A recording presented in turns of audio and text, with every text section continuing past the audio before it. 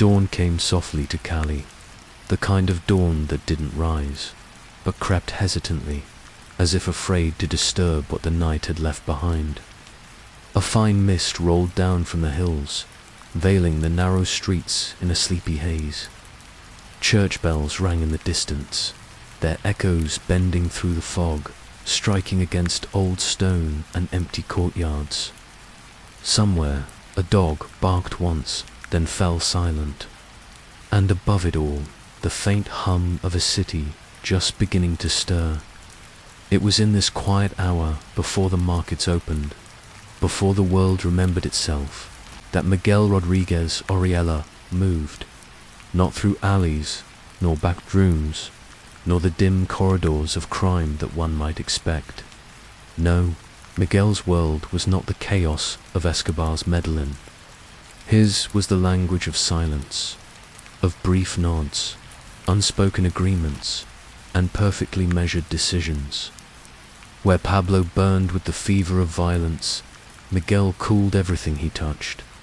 He was the smoke, not the flame. Cali was waking, but its pulse remained steady. Men swept storefronts. Women arranged fruit baskets in the market square. Nothing here screamed of power or empire. And yet, beneath that calm exterior, the invisible machinery of $1 billion enterprise ticked quietly, almost elegantly.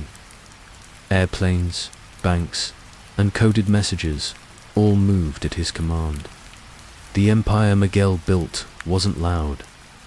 It didn't crave attention.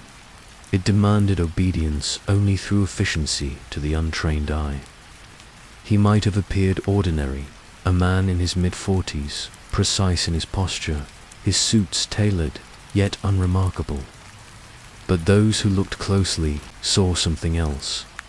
The stillness of a man, who never rushed because everything was already in motion. His calmness was unsettling, even to his closest allies. He didn't raise his voice, didn't threaten. He didn't need to. The weight of his silence was enough. Colombia, by then, was a tale of two empires. Medellín wild, violent, and blood-soaked under Escobar versus Cali, deliberate, quiet, and unnervingly efficient. Escobar's men fought in the streets, blowing up judges and journalists, turning entire neighborhoods into battlegrounds. Miguel, on the other hand, built his reign through order. He studied his enemies, infiltrated governments, bought banks, and learned the rhythms of legality until the system itself became his weapon. The air in Cali carried a different tension, not fear, but calculation. People whispered that Miguel was not a drug lord, but a businessman with a criminal heartbeat. His brilliance lay not in confrontation, but concealment. "Don't be seen," he once told his inner circle, "until it's too late to stop you." And for years, no one did. In those early mornings, he would stand by his window overlooking the city, a man of habit, tracing patterns in the mist. Below him, Cali flickered like a chessboard. Police stations, banks, warehouses, politicians' houses. Each piece had its place. Each move was anticipated. To Miguel, the world was not chaos. It was a sequence of probabilities. He admired Escobar once from afar. The bravado, the myth, the audacity. But where Pablo saw glory in fire, Miguel saw danger in noise. The Medellín cartel was destined to burn because it wanted to be seen. The Cali Cartel was built to last because it was designed to disappear. As the sun finally breached the horizon, its light scattered through the smoke of early morning cooking fires. The city shimmered faintly, golden and grey. Miguel adjusted his tie, glanced at his watch, and prepared for another day of invisible rule. To him, control wasn't about fear, it was about structure. The perfect system. Every connection mattered. Every silence was strategic. A driver waited downstairs, engine idling, radio off. When Miguel entered, no words were exchanged. The car rolled smoothly through the waking streets, past the cathedral, past the market, past the neighborhood children still rubbing sleep from their eyes.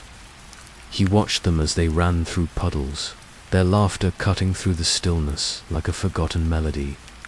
Perhaps, in another life, he might have been one of their fathers, a shopkeeper, a teacher, a man of simple ambition. But destiny had its own plans, and his mind had always leaned toward the unseen architecture of control. Rain began to fall, lightly soft, deliberate drops tapping against the windshield. Miguel closed his eyes, listening. In that sound, he found a rhythm that mirrored his own. Quiet, consistent, unstoppable. He thought of his empire, not in terms of drugs or money, but precision. A network of minds, loyal men who followed not out of fear, but out of belief in his method. Power, he understood, wasn't about domination. It was about invisibility. The strongest hand is the one never shown. As the car turned onto the main boulevard, the mist began to lift, revealing the heart of Cali. Sunlight danced briefly on the wet pavement, and for a moment the city seemed suspended, caught between innocence and empire. Miguel watched it in silence, his gaze steady, unreadable. How does a man build an empire, not on fear, but on silence? The question lingered in the morning air like smoke, shapeless, haunting, and true. Somewhere in that quiet, the future of Colombia shifted. The whisper of Miguel Rodríguez Orejuela, the man who ruled without being seen, began its slow rise into history. And as the city stirred awake, the lights of Cali blinked one by one, like chess pieces on a board only he could see. In the heart of Valle del Cauca, long before the name Rodríguez Orejuela meant power or fear, there was simply a boy who watched. Miguel observed the world the way a chess player studies the board, not for the beauty of the pieces, but for the possibilities between them. His family was modest, bound by the rhythms of survival that defined much of Colombia in the mid-20th century.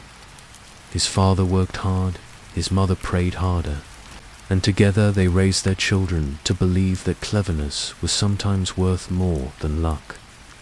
Miguel wasn't loud, nor particularly charming. His teachers often described him as distant, the kind of student who seemed to know the answer before the question was finished. Numbers fascinated him, but not for their mathematics alone. He saw in them something deeper: order, the clean precision of balance sheets, the quiet poetry of profit and loss. These were not just symbols on paper, but the rhythm of control. Even as a teenager, he understood that the world rewarded those who could predict it. He learned early that aggression was a poor investment. In a neighborhood where fists solved arguments, Miguel learned the art of pause, of letting others make noise while he gathered information. He realized that the first to act often lost the advantage. Silence, he found, could be a weapon. When others were speaking, he was calculating. And when he finally spoke, people listened, not because his voice was loud, but because it was rare. Those who knew him in youth said he had eyes that gave nothing away. They could rest on you for minutes without a flicker, as though he were dissecting your intentions, measuring them against his own invisible scale. That calmness unnerved people. It was the kind of calm that hinted at something deeper, a blueprint forming in the back of his mind.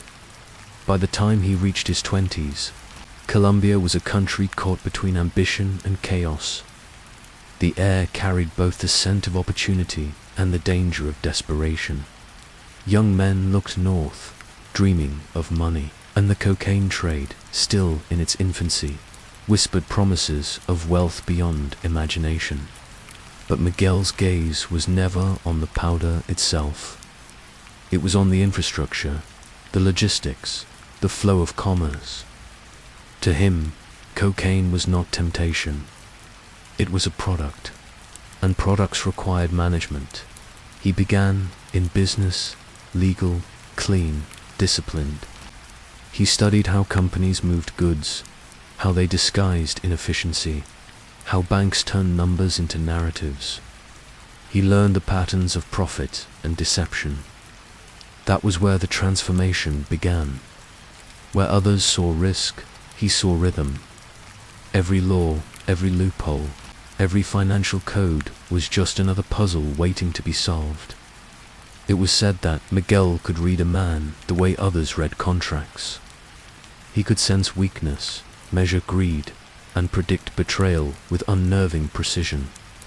And when he partnered with his brother Gilberto, the two became something rare, a perfect balance of mind and mirror. Gilberto was the diplomat, charming and persuasive. Miguel was the strategist, detached, mathematical, and unflinching. Together, they began to reshape the idea of what a cartel could be. Unlike Escobar, whose empire was fueled by chaos and blood, Miguel's vision was one of discipline. He studied corporations, not gangs. Meetings began on time, ledgers were balanced, hierarchies respected. Every decision had a cost analysis, every shipment a backup route. Employees were trained not in violence, but in precision. The cartel became less a criminal organization and more a multinational enterprise, hidden beneath layers of legitimate trade. The world would later call him ruthless, but Miguel would have disagreed. Ruthlessness, to him, was emotional, reactive, sloppy. He preferred inevitability. Every move he made was the outcome of careful forecasting, like a grandmaster seeing 12 moves ahead. To him, the men who failed were the ones who trusted instinct over logic. And logic, Miguel believed, was the only thing that could bend fate. At night, he would still play chess, often alone. A board spread before him, each piece exactly where it should be. He would move in silence, studying the geometry of power, how a pawn could become a queen, how a king could be cornered not by force, but by design. In those moments, it wasn't just a game. It was a reflection of everything he'd built his life upon: patience, calculation, and the illusion of control. As the cocaine economy expanded, so too did Miguel's empire. But his methods remained the same: structure over spectacle, influence over fear. He bought police chiefs instead of killing them. He invested in politicians instead of threatening them. He learned that respect earned through fear dies quickly, but respect built through reliance that endures. And yet, beneath all the poise and logic, there was something quietly tragic in his precision. Because intellect, when sharpened too finely, can cut the one who wields it. Miguel had learned to calculate everything except the cost of becoming the man he was destined to be. He once told a confidant, "Emotion clouds the math." Perhaps he believed that. Perhaps he had to. Because in a world driven by greed and death, emotion was a liability. To survive, one had to treat life like an equation and remove the variables that hurt in the years to come. Those who worked under him would describe his genius with a kind of reluctant awe. They'd say that Miguel Rodríguez Orejuela didn't command with violence or charisma, but with inevitability. That when he entered a room, plans changed. Conversations slowed. The air itself seemed to listen. He didn't conquer Colombia with guns or terror. He conquered it with foresight. And as his empire began to take form, structured, efficient, invisible, Miguel's quiet philosophy became prophecy. Not all kings conquer with armies. Some do it with ledgers and whispers, and somewhere, deep in the calm hum of Cali, another chessboard waited for its next move. The city of Cali did not roar with violence.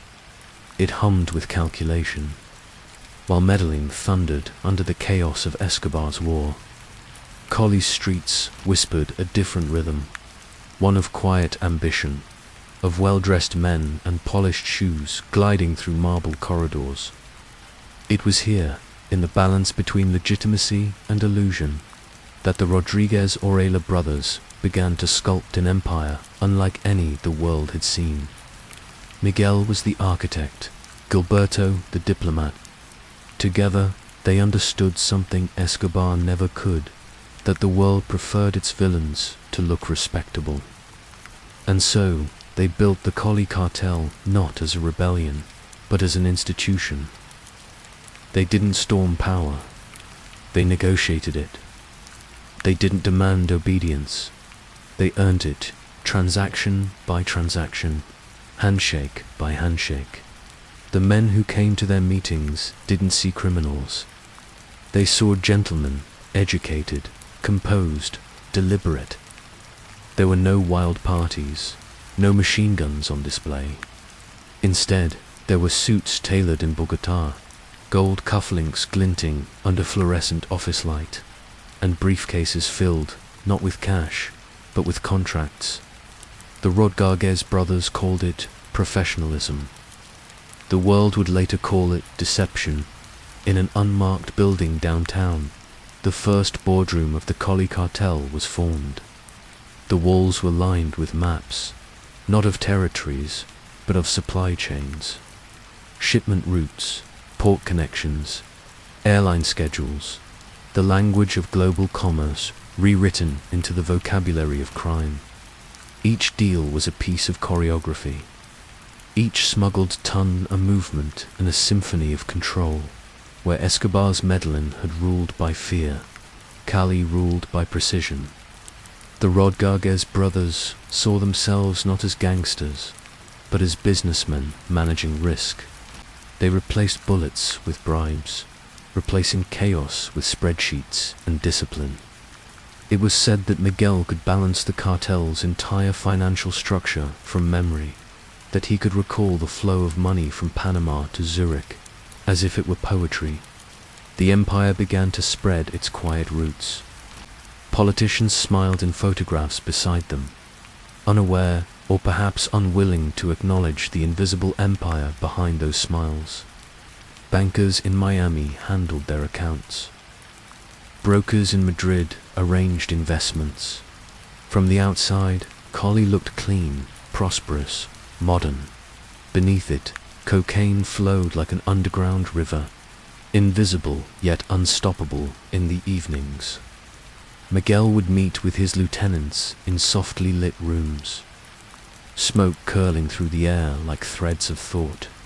Discussions were calm, almost academic. There was no shouting, no anger, just strategy. They spoke of markets, not murders, of efficiency, not conquest. Every man in the room knew that failure was unacceptable, not because punishment would follow, but because disappointment would. That was Miguel's genius. He built loyalty not through terror, but through expectation. Their reputation spread. They became known as Los Caballeros de Cali, the gentlemen of Cali. The name suited them, and they embraced it. They funded public works, supported local businesses, and donated to churches. In a country torn apart by corruption, they made corruption look elegant, and the people, weary of violence, hungry for stability, accepted their rule as if it were a kind of governance. There was a strange morality to their empire. To Miguel, the business was amoral, not immoral. It was a transaction between supply and demand, a response to the world's appetite. If we don't do it, he once told an associate, someone else will. At least we do it with order. It was a statement not of guilt, but of efficiency, the mantra of a man who believed that logic could cleanse even the dirtiest of deeds. Behind closed doors, their operations ran like clockwork. Communication lines encrypted, couriers trained in code, logistics monitored down to the minute. No shipment moved without double verification. No decision was made without Miguel's analysis. Every bribe was categorized, every official ranked by price and reliability. The system was so smooth, so immaculate, that for years the authorities barely noticed it was there.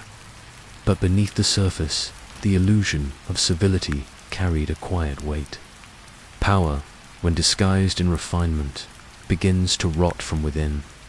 The same elegance that shielded them also blinded them. The men around Miguel began to believe their own myth, that they were untouchable, that the mask of legitimacy would never slip. But masks, no matter how carefully worn, eventually crack. One night, as rain tapped against the glass of his office window, Miguel stood looking over the city. The lights of Cali shimmered below like constellations, each one representing a business, a politician, a loyal friend, all orbiting his control. He took a slow drag from his cigarette and exhaled, the smoke rising like a ghost between him and the skyline. For a moment, his reflection in the glass seemed to merge with the city's glow, man and empire, indistinguishable. He knew what they were building wasn't meant to last, but he also knew that beauty doesn't always come from purity.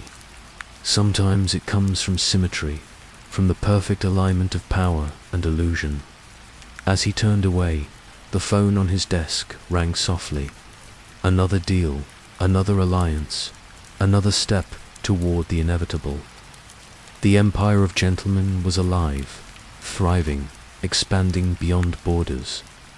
But somewhere in the distance, thunder murmured, a quiet reminder that every calm sky hides its storm.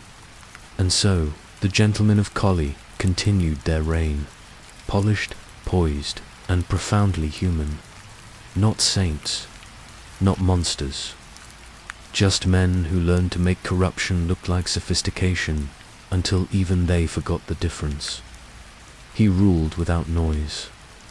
In a world that once trembled under Escobar's chaos, Miguel Rodríguez Orejuela built something different, an empire that did not shout but whispered. It was not the echo of gunfire that defined his reign, but the click of polished shoes on marble floors, the hum of air conditioners in glass towers, and the shuffle of papers that held more power than bullets ever could. His office, high above Cali, felt less like the den of a criminal and more like the boardroom of a multinational corporation. But behind those mirrored walls, the lifeblood of a global cocaine machine pulsed with mechanical precision. Miguel believed that power should not be seen, it should be felt, managed. He studied the chaos that destroyed Medellín and vowed never to repeat its mistakes. The Cali Cartel would not burn cities to prove a point. It would buy them. It would not kill politicians. It would own them. Inside his empire, order was religion. Every man had a function, every shipment a code, every movement a reason. Couriers spoke in numbers, accountants in signals, bankers in silence. Miguel's brilliance lay not in violence, but in his orchestration of silence, a silence so deep it became terrifying. From Miami to Madrid, routes flowed like veins, each one mapped, monitored, and maintained. Money did not travel in stacks, but as currents through offshore accounts, shell corporations, and luxury front businesses that gleamed with legitimacy. The world saw a fragrance company, a soccer team, a chain of pharmacies. What it did not see was the river beneath, carrying white dust through every border. Every barrier dot at the heart of it all was Miguel, the conductor of an invisible orchestra.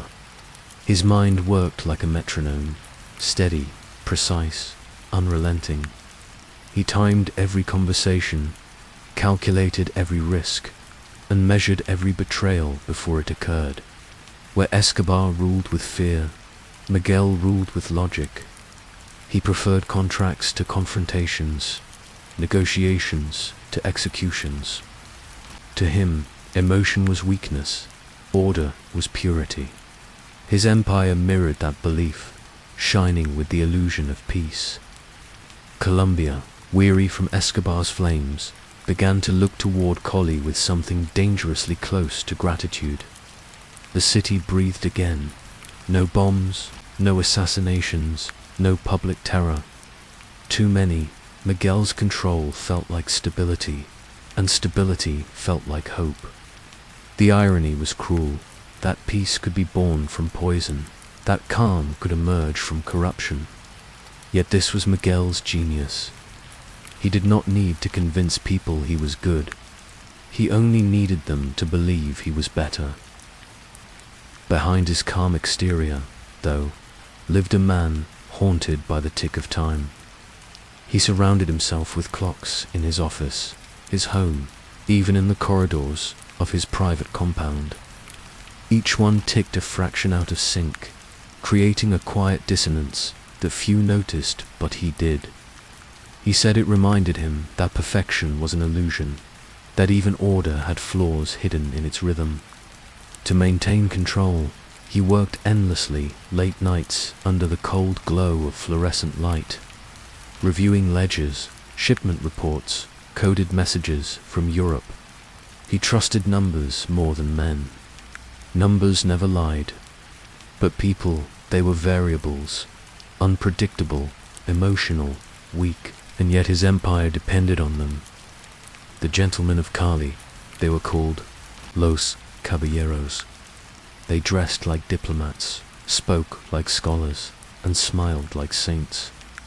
In public, they sponsored hospitals and youth clubs. In private, they orchestrated one of the most profitable criminal networks in history. Their sophistication became their camouflage.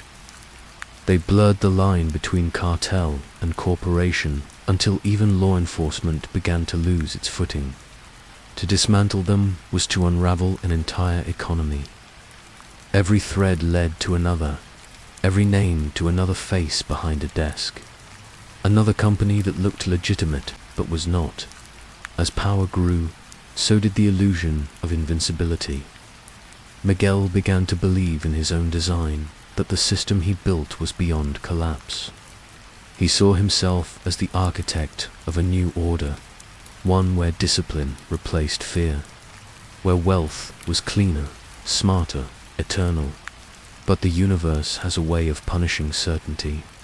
Behind the polished walls, small cracks began to appear. A courier arrested in Panama, a banker asking questions, a government agent taking interest in a ledger that should have been destroyed. The machine still hummed, but a subtle vibration of unease began to run through it. Miguel felt it, though he said nothing. He only adjusted, recalculated, reorganized. That was his instinct. Control every variable, even if control itself was the illusion. Still, the nights in Cali remained eerily calm. The rain fell in thin silver lines, washing the streets that hid so many secrets. In the distance, the hum of the city mixed with the rhythmic sound of water on glass, a lullaby of civilization built on shadows. Miguel would stand by his window sometimes, watching the city lights shimmer across the horizon. To the world, he was a businessman. To himself, he was a visionary. To history, he would become something far more complicated, a man who believed he could design morality out of mathematics. But beneath all the order, a quiet truth lingered like humidity in the night air. Perfection cannot last. No empire, however cleanly run, can escape the entropy of its own ambition. The very structure that made the Cali Cartel indestructible was also what made it fragile. Systems depend on obedience, and obedience is a human flaw. Miguel could manage everything except the unpredictable pulse of the human heart. And so, as the rain continued its endless descent over Cali, the empire thrived on borrowed time. Its walls were polished, its numbers balanced, its corridors silent. Yet somewhere in the background, beyond the glass and gold, a clock ticked one beat too loud, a whisper of the inevitable echoing in the darkness, waiting for the moment when even order would crumble into chaos. The world had changed. The man who once terrified nations, Pablo Escobar, was gone, his empire reduced to dust and memory. Colombia exhaled after a decade of chaos, and for the first time in years. The night sky over Medellín did not echo with the sound of gunfire, but as one darkness faded, another began to take shape, quieter, colder, and infinitely more calculated. In that fragile silence, Miguel Rodríguez Orejuela emerged, not as a conqueror, but as an inheritor of shadows. He did not seek attention, nor did he celebrate his rival's fall. To him, Escobar's death was not a victory. It was a warning, a reminder of what happens when a man mistakes fear for respect. Miguel understood that true power must remain unseen, like the roots beneath a forest, invisible yet sustaining everything above. But the world had been watching. Governments, intelligence agencies, and rivals all turned their gaze toward Cali.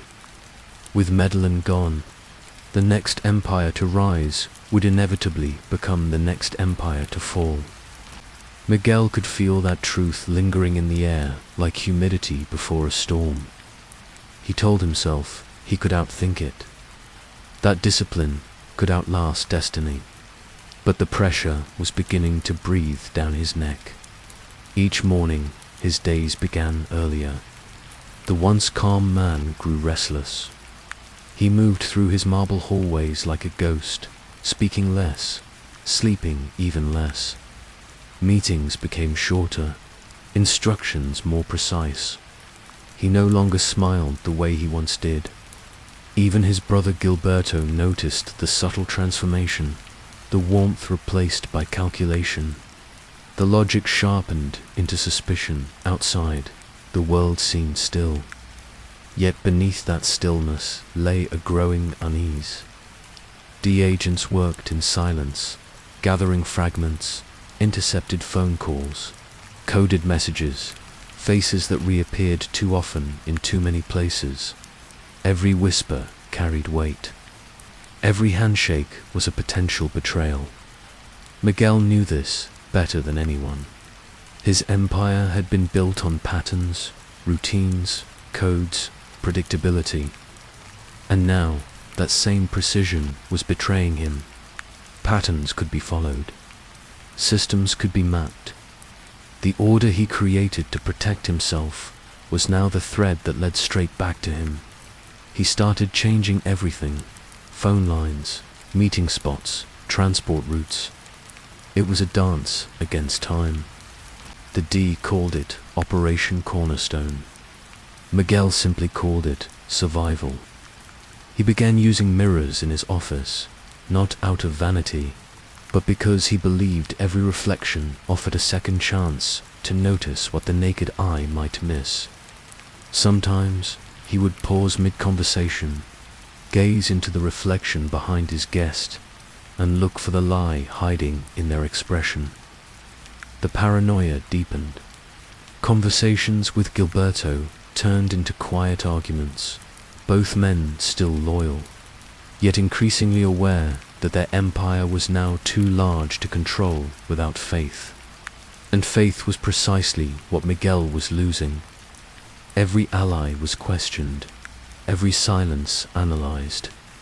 He began to suspect the air itself was listening. The tension grew like fog, not explosive, but suffocating. Miguel's world was shrinking, room by room. He stopped visiting restaurants, stopped attending soccer matches, stopped walking freely through the city he had once owned. Even in his mansion, with guards outside and gates sealed, he could not silence the feeling that someone was always there, just out of sight. Watching, there were nights when he would sit alone in his study, staring at the rain sliding down the window. The sound reminded him of everything he couldn't control. Nature's rhythm, unpredictable, unmeasured. He would watch it for hours, lost in thought, wondering how long he could hold the illusion of control before the tide turned. Outside those windows, the world of cocaine was shifting. Smaller cartels began to rise, regional groups, fragmented but ambitious. The balance that once favored the gentlemen of Cali was starting to crack. Money still flowed, but loyalty, that fragile currency, was beginning to dry up. To the DI, Miguel was now the last great name, the ghost they couldn't quite catch. Every operation that failed only made him more mythic, more dangerous.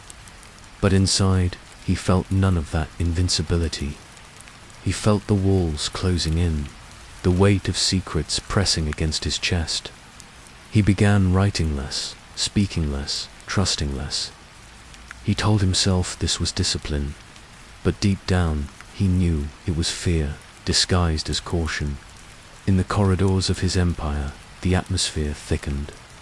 His lieutenants spoke in whispers, their voices trembling not from disloyalty, but from proximity to a man unraveling in silence.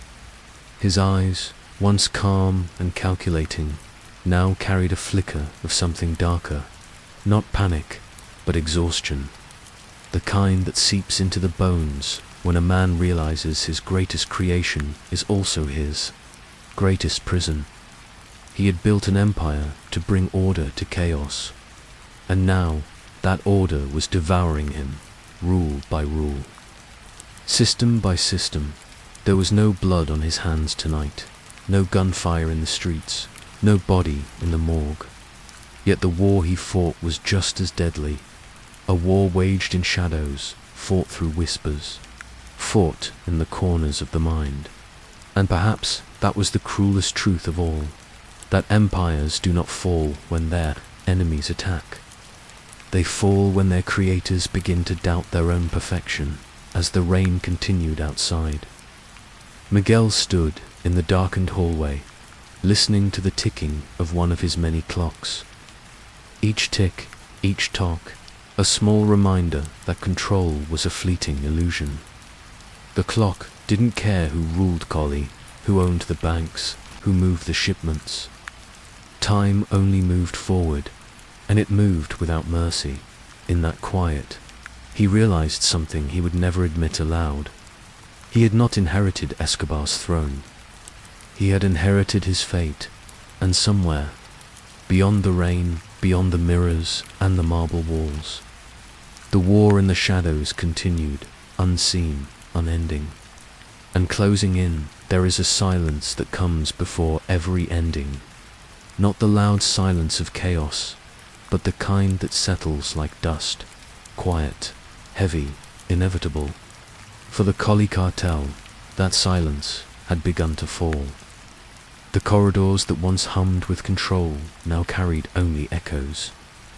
The empire that prided itself on order was unraveling, not in a storm, but in a slow and graceful collapse, the kind that begins from within.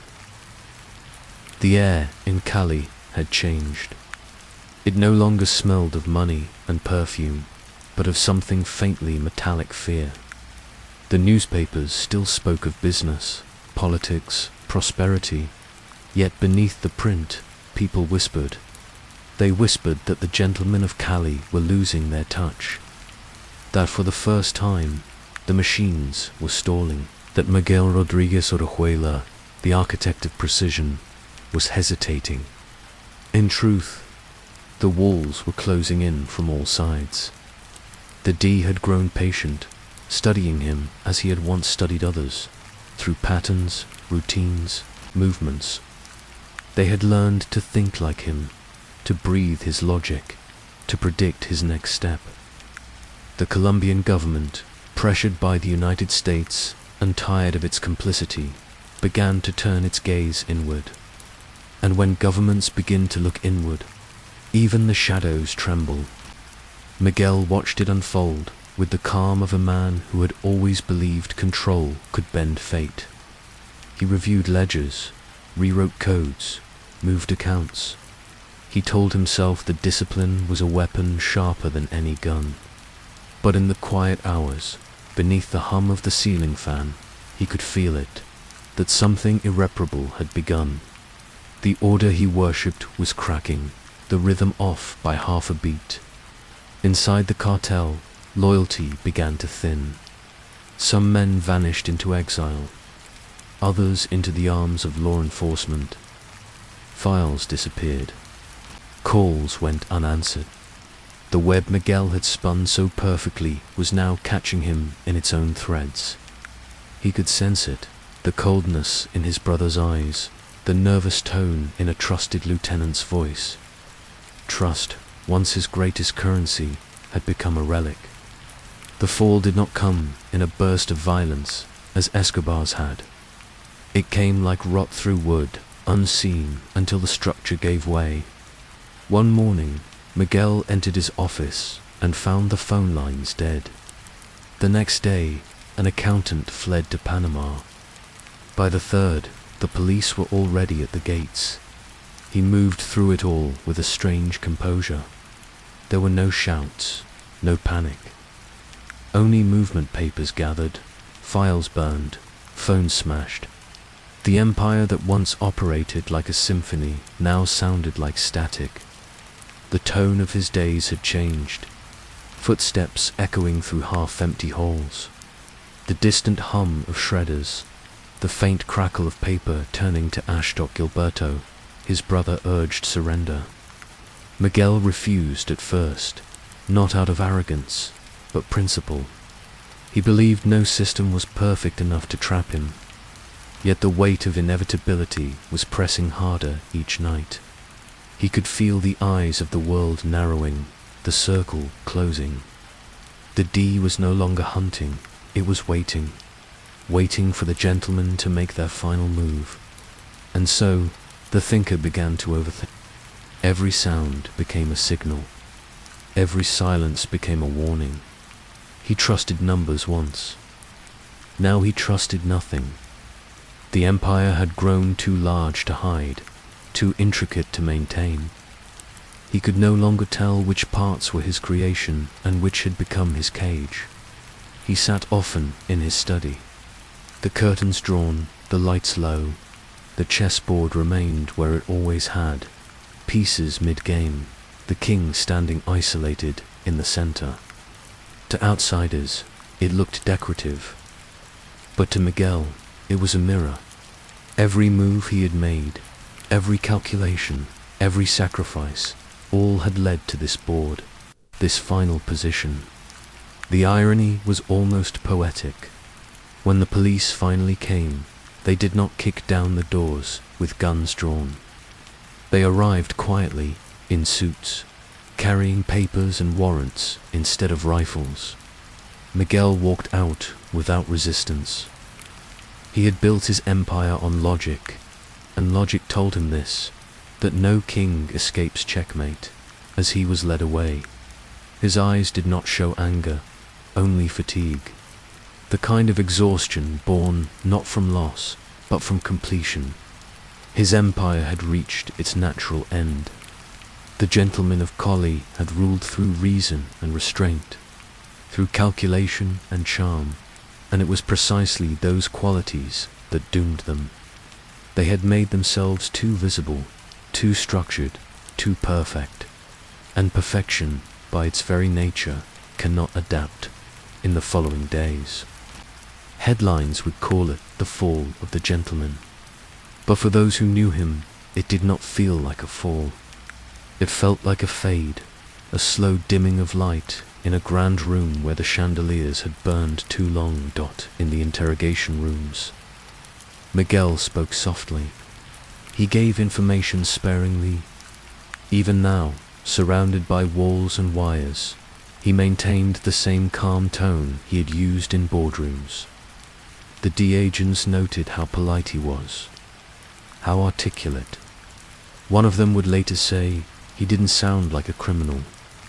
He sounded like a professor explaining a failed experiment. In many ways, that's what it was. An experiment to see if order could exist in crime. If intelligence could outlast greed. If refinement could replace brutality. For a time, it had worked. Until it didn't. That night, in his cell, he found himself staring at the same kind of rain he once watched through the windows of his mansion. The rhythm was identical, yet the feeling had changed. The rain no longer sounded like control. It sounded like confession. He thought of his city, of the empire he had built to impose structure on chaos, and realized that all he had done was give chaos a new name. Somewhere, far away, a clock ticked. Its sound was soft but insistent, marking time in a world that no longer belonged to him. And as the rain continued, Miguel's thoughts drifted back to the chessboard he'd left behind. The king cornered, the board cleared, the game complete. He closed his eyes. The gentlemen had fallen, but the silence they left behind was still immaculate. In the end, silence became his truest companion. Not the silence of peace, but the kind that breathes heavy, alive, filled with invisible echoes. Miguel Rodríguez Orejuela sat within the cold geometry of his cell, tracing invisible lines on the concrete wall, as if trying to solve one last equation. The world he had once orchestrated from polished offices and encrypted phones was gone, replaced by the hum of fluorescent lights and the slow, rhythmic drip of water from a rusted pipe. There was no more marble, no more glass, no more tailored suits. Only time, thick, shapeless, and unending. At first he resisted it. The mind that once commanded men, moved fortunes, and manipulated nations refused to surrender. He planned his days like a general trapped behind enemy lines. Every minute accounted for reading, writing, thinking, remembering. But control in a cage is only an illusion. Days bled into one another, measured not by clocks, but by the changing temperature of light filtering through barred windows. Morning was pale grey. Noon, a sharper glare. Evening, a dim whisper of gold. Beyond that, nothing. He learned to listen differently in prison. Every sound became a message. The scrape of shoes down the corridor signaled the guard's rounds. A cough to cells away meant a man was still alive. The faint buzz of the overhead lights felt like a reminder that even silence hums. And when it rained, which it often did, the drops against the metal bars created a rhythm, slow, deliberate, hypnotic. He would close his eyes and let it wash over him, imagining it was the same rain that once fell over Cali, over the rooftops where his empire had breathed. Memory became both sanctuary and torment. He revisited his past, not with regret, but with an almost scientific detachment. He saw his rise not as ambition, but as inevitability, the product of circumstance and intellect. He remembered the meetings in smoke-filled rooms, the coded language of men who smiled as they conspired. He remembered the calmness that came with every calculated risk, the satisfaction of precision. But now, in the stillness, those memories no longer felt triumphant. They felt distant, like scenes from a film he had once watched and half-dash forgotten. In the quiet, his mind began to turn inward. The same intellect that had built a network across continents now studied itself. What drives a man to chase power he knows will destroy him?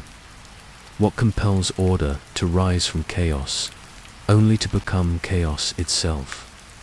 These questions filled the long hours like ghosts pacing the floor.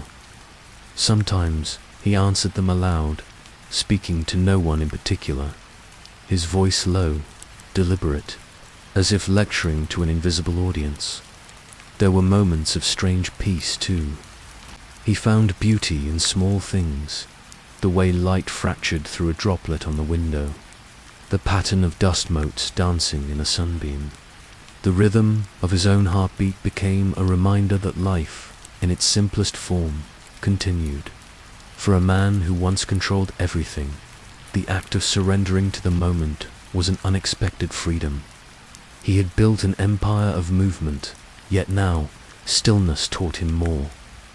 Letters arrived occasionally, family, lawyers, sometimes former associates who still believed he might return. He read them carefully, folding each one into exact thirds, then storing them beneath his thin mattress like secrets that no longer needed to be kept. His responses were polite, measured, but distant. There was nothing left to negotiate, no more moves to make. The chessboard had been cleared. All that remained was reflection. Night was the hardest. The hum of the lights softened, replaced by the sound of sleeping men's breaths. Murmurs, the occasional cry muffled by stone. It was then that his thoughts turned sharpest. He remembered faces, men who had followed him, trusted him, betrayed him. He thought of his brother, Gilberto, and wondered if his own nights were filled with the same questions. They had been so alike once, two minds building one vision, yet so different in the ways they fell. The mind, he realized, is both fortress and prison. He could still travel anywhere within it. He could walk the streets of Cali in his memory, feel the humid air on his skin, hear the distant roar of traffic. He could sit once more in his high-rise office, staring at the city he thought he owned, but he could never leave the cell. The walls, though unmoving, were patient. They waited. They always won. Time blurred.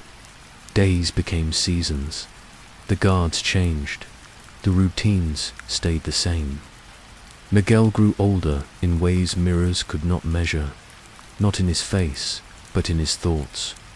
The arrogance that once fueled him had softened into understanding. He saw the futility of mastery, the absurdity of control. The empire had been an illusion, a complex machine of mirrors reflecting his own belief in permanence. Nothing lasts, not even power built with brilliance. Sometimes he imagined what the world outside had become. He pictured Cali's skyline, perhaps taller now, filled with new names and new empires. He knew that somewhere, someone else was playing. The same game, younger, sharper, believing they were different. He did not pity them, he understood them. Every generation thinks it can outthink time, but time, he thought, is the one opponent that never loses.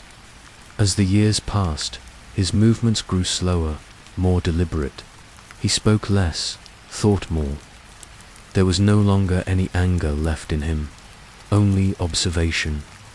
When he closed his eyes, he could still see the chessboard. The pieces were all in place, as they had always been. The pawns, the bishops, the knights. Only the king, the one piece, that could move in every direction, had nowhere left to go. One evening, as the rain began again, he stood by the small barred window and let the drops hit his face. The air smelled of rust and earth. Somewhere beyond the walls, thunder rolled, distant, gentle.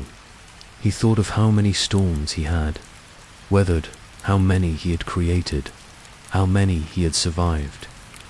And then he smiled faintly, almost imperceptibly, because in that moment he understood something that power had never taught him. That control was not freedom. Acceptance was. When the guard's footsteps echoed down the corridor, steady and unhurried, Miguel did not turn. He simply listened to the rhythm, the rain, the silence. He knew what they meant. Every sound in this place meant something. And this sound, this pattern of boots against concrete, meant the night was ending. The door would close again. The light would dim. And in that fading glow, the mind of a man who once ruled an empire drifted into stillness, not defeated, not repentant, but quietly free in a way the world would never understand. For even the sharpest minds, he thought, cannot outthink time. They can only learn to hear it, ticking softly, endlessly. Beneath the sound of the rain, in the aftermath of collapse, silence has a strange sound. It is not absence, but residue, the echo of a world that once roared. In Cali, that silence arrived slowly, seeping through the cracks of marble floors and shattered offices, into the hearts of those who had once bowed to the Rodriguez brothers. The empire was gone, and yet it wasn't. The city still carried its ghost. Where armored convoys once rumbled through narrow streets, only the low hum of traffic remained. The mansion gates, once guarded by men with cold eyes and heavier weapons, now creaked in the wind. Inside, the fountains had dried, their basins filled with leaves and dust. The scent of money, that sharp blend of perfume and gun oil, had evaporated into something softer, something hollow. Cali had always worn its elegance like a mask, even during the height of its corruption. But now, the mask had slipped. Beneath the polished glass towers and the lush boulevards, there was the ache of memory, the lingering awareness that power, once tasted, never truly fades. It only changes shape. Across the continent, whispers continued. In boardrooms, in ministries, in backrooms of banks and trade houses, the methods of the cartel still lived. Not the violence, not the chaos, but the structure. Miguel Rodríguez had built something more sophisticated than crime. He had engineered efficiency, distribution, control, discipline, ideas that outlived their creator. His blueprints became invisible skeletons beneath the modern systems of commerce. Those who once answered his calls now sat in different offices, wearing suits of another color, speaking languages of legality. Yet somewhere, beneath every contract signed and every quiet favor traded, the ghost of the old logic stirred. You could feel it in the rhythm of profit, in the silence before a deal closed, a faint echo of the old empire's pulse. Miguel himself had vanished into legend, but legends have a habit of casting long shadows. There were stories, always stories, of hidden accounts, of coded ledgers buried beneath layers of bureaucracy. Some said he still directed things from within his prison walls, his mind untouched, his influence diffused like smoke. Others swore the empire continued without a master, like a machine that had learned to run on memory alone. But perhaps the truth was quieter. Perhaps the empire's ghost did not move through power or profit anymore, but through people, the ones who had seen, who had lived, who could never quite forget. The drivers who remembered the weight of sealed crates, the clerks who learned to keep their eyes lowered, the politicians who discovered how easily truth could bend if the price was right. These two were remnants, not of the cartel's glory, but of its method. As months became years, the rain returned to Cali, washing over everything. But this time, it didn't cleanse, it erased. The rain became the city's memory, rewriting what it touched, softening the edges of what was once sharp and certain. Newspapers yellowed, evidence burned, and time, that quiet accomplice, carried away the rest. There is a kind of peace that follows destruction. Not joy, not forgiveness, but peace born from exhaustion. The city had endured too much to rage anymore, and in that stillness, acceptance bloomed like moss on forgotten walls. The people no longer asked who had built the towers or funded the roads. They only knew that life continued, that bills still needed paying, that morning still came. And yet, when the night stretched long and the rain fell softly against the windows, some could still feel it, that faint hum of something greater beneath the surface.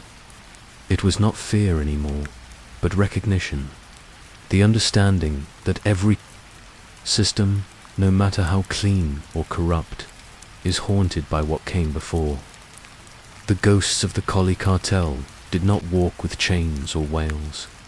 They whispered through habits, through gestures, the way a businessman glanced over his shoulder before signing a paper, or the way a banker paused before transferring a sum too large to question.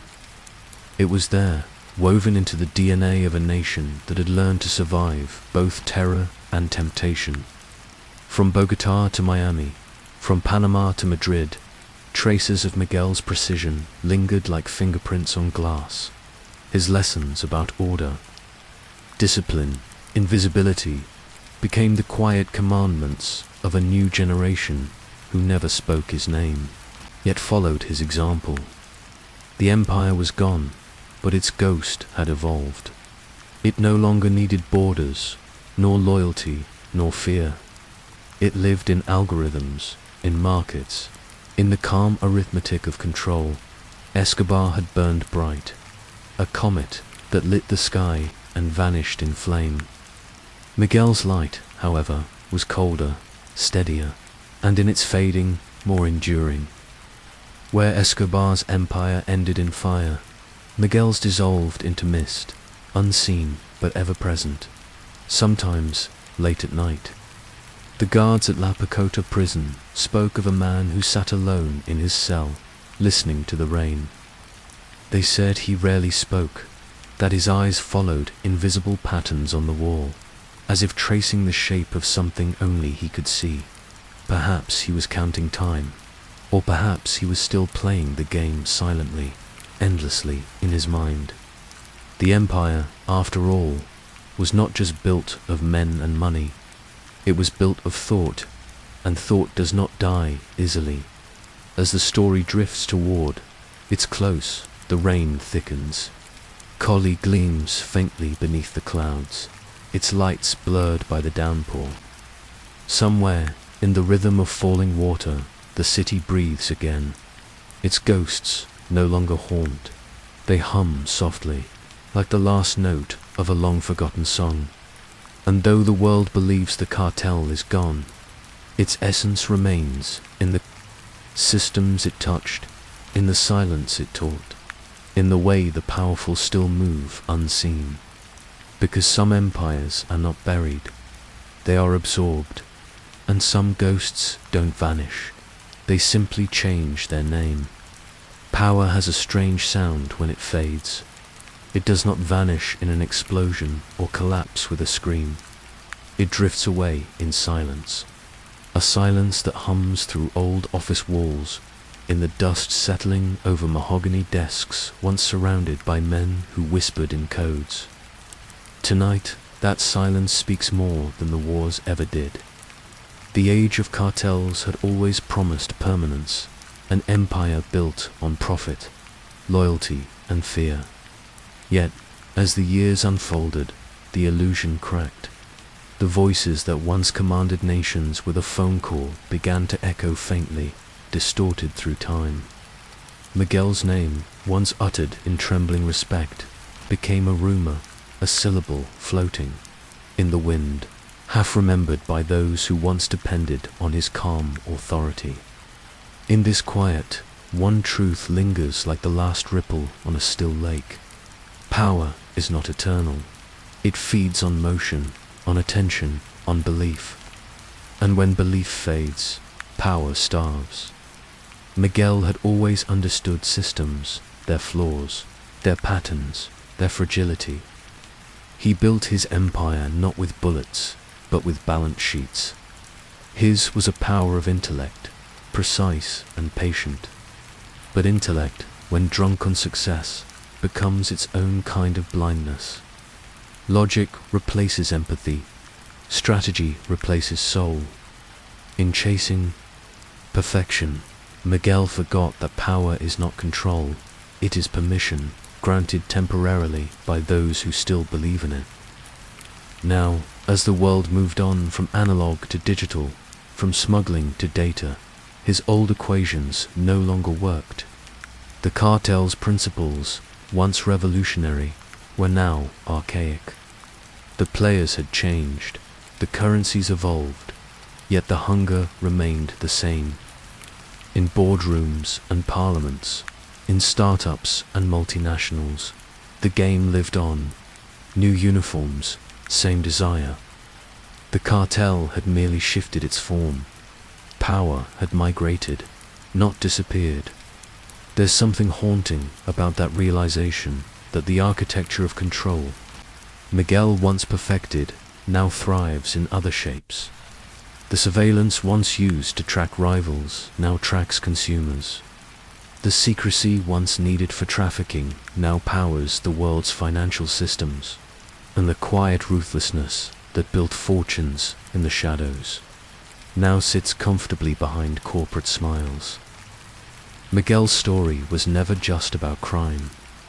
It was about the anatomy of dominance, how it grows, how it seduces, and how it inevitably turns on its creator in his later years. As the dust settled and names were forgotten, those who once worked for him spoke of strange habits, how he would sit for hours staring out through rain-soaked windows, watching droplets trace uncertain paths down the glass. They said he looked peaceful, almost detached, as if he was studying the world like a chessboard he no longer wished to play on. Perhaps, in that stillness, he understood what few ever do, that the greatest curse of power is not losing it, but never being able to stop winning.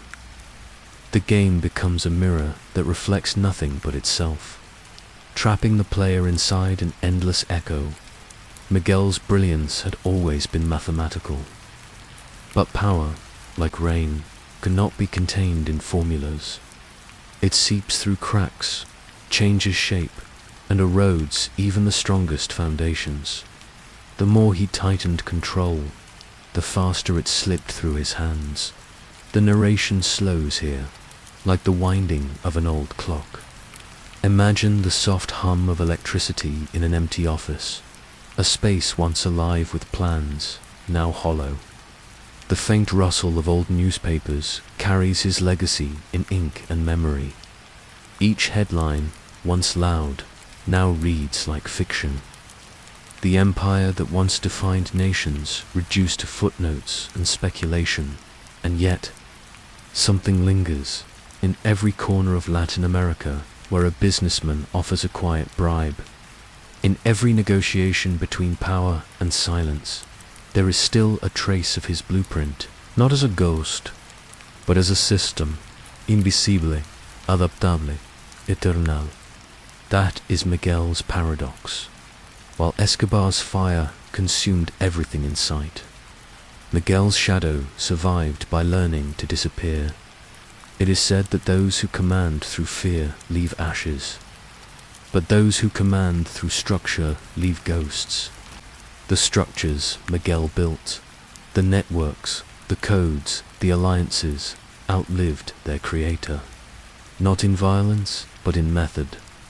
There is a peculiar peace in that, a surrender that feels almost spiritual. Power, once an obsession, becomes background noise. The hunger quiets, the pulse slows, and what remains is only observation, the understanding that control was always an illusion, a mirage born from fear of chaos. Miguel's life teaches something uncomfortable, that morality bends under the weight of purpose. He believed efficiency justified everything, that outcomes were the only truth worth serving. But in the end, the very precision that made him powerful also made him fragile. His world depended on perfection, and perfection cannot survive in nature.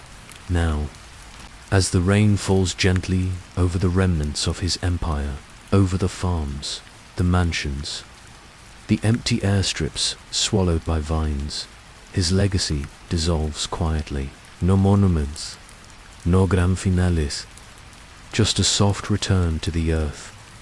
The rain becomes his requiem, each drop a memory washing away the edges of what was once absolute. It falls on old ledgers, erasing ink. It falls on forgotten airfields, feeding the weeds that grow through concrete. It falls on names once feared, now meaningless in the rhythm of time. In the end, power reflects nothing but its own loneliness.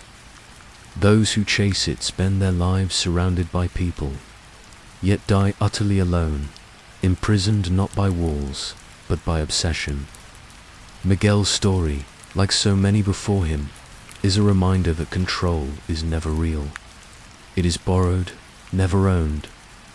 The world belongs not to those who rule it, but to those who can let it go as the rain continues, soft and endless. The story breathes its final lesson, whispered through the static of memory and myth.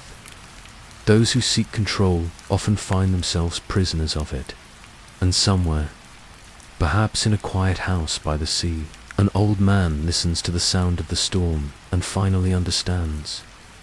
The rain had returned to Cali. It came without warning, sliding down the sky like a curtain closing at the end of a long and restless performance. It was not the furious storm of old, not the rain that drowned secrets in alleys or hid gunfire beneath its roar. This rain was softer, older somehow, as if the clouds themselves had grown weary of remembering. It fell on rooftops, on glass towers, on cracked pavements that had once carried the weight of armored cars and desperate men. It fell on a city reborn, still trembling from the echo of its own legend. From above, the city glowed faintly, like an ember refusing to die.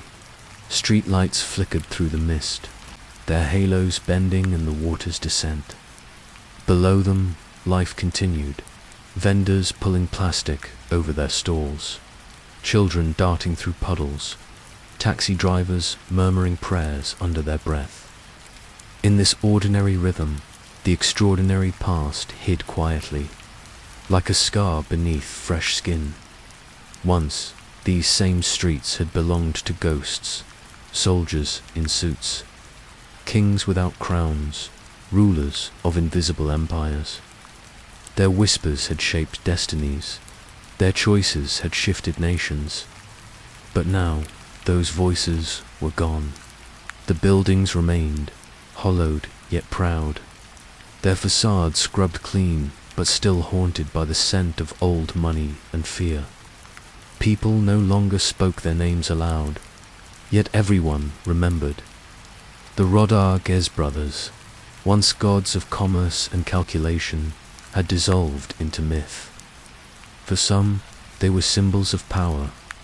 For others, of ruin. Their legacy drifted through the city like perfume after a dance, faint, persistent, impossible to erase completely. In a small cafe near the old financial district, an old man stirred his coffee and stared out the window. He had been young when the city belonged to the cartel, when ambition had the sound of helicopters and heartbeats. Now, all that remained were stories and the soft percussion of rain against glass. Those days, he whispered, were madness. His voice was almost a confession, almost a prayer. Outside, children played where gunmen once stood. They kicked a faded soccer ball through the puddles, their laughter rising like music from another time. None of them knew the names of the men who once ruled their city. To them, Rodriguez was just a word in a history book, an echo without shape. And perhaps that was mercy, the world moving on, memory thinning like smoke. Yet Cali itself had not forgotten. The air still carried traces of its past in the cautious smiles of policemen, in the way doors closed quickly at night, in the way silence sometimes lingered too long after a distant bang. The city had learned not to trust peace too easily. It was a lesson carved deep, one only rain could soften. The narrator's voice slows here, as if standing under a street lamp, watching droplets gather at the edges of light. There is beauty in decay, a strange grace in the way time repairs what violence once broke. The grass grows again over buried airstrips. The river runs clear where once it ran red. Even the wind, moving through the palm-lined avenues, seems gentler, carrying not orders, but the scent of wet stone and earth. Empires fade, not in fire, but in forgetting. The men who once controlled billions are now reduced to statistics, their photographs yellowing in court archives. Their trophies, watches, cars, properties now belong to the state or to no one at all. And yet, somewhere in the invisible spaces between memory and myth, their influence remains. You can feel it in the way the city still pauses before dawn, holding its breath as if expecting something. But nothing comes, only rain in the quiet. One begins to understand. Every era believes itself immortal, until it isn't. Every man who rises to the peak of power believes the view will last forever. But even the highest mountain eventually bows to the rain. The water never hurries. It just falls patiently, persistently, until the stone remembers it is dust. Miguel Rodríguez had understood systems better than souls. But perhaps in the end, he learned that no system outlives the human heart. The empire had collapsed, the money scattered, the myth diluted. Yet, in the reflections that ripple through the rainwater on these streets, a trace of him endures, not as a criminal, not as a hero, but as a reminder of what ambition costs when it forgets its limits.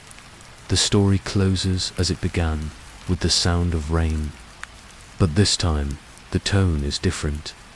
Not warning, but absolution. It falls over Cali like forgiveness.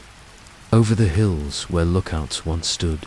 Over the valleys that hid riches and ruin alike. Over the prisons and palaces, the graves and gardens.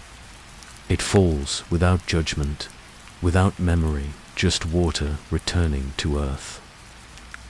As night deepens, the city lights shimmer beneath the mist like stars reflected in a black river. Somewhere in that glow, a lone figure walks, perhaps real, perhaps imagined, moving through the drizzle with his collar raised, his shadow stretching behind him. He does not look back. The rain hides his footsteps, as it has hidden so many stories before, and high above. The clouds close again, sealing the night in their silver silence. There are no endings, only dissolves. Empires, kings, cartels, all fade the same way. Into the rhythm of falling rain, the narrator's final words arrive softly, almost like a breath, carried through the quiet streets of a city that has learned how to live again. In Cali, he says, the rain still falls, washing away but never forgetting. And with that, the city exhales, not in fear this time, but in peace. The story is over, but the rain, eternal as memory, continues to fall.